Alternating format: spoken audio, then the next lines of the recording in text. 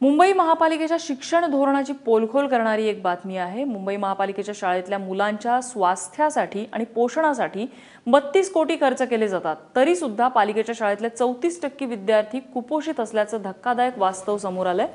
प्रजा फाउंडेशनने या संदर्भातला अहवाल सादर केलाय। त्याहून धक्कादायक बाब म्हणजे 2013च्या तुलनेत कुपोषित बालकांचं प्रमाण तब्बल 4 पटीने वाढलंय।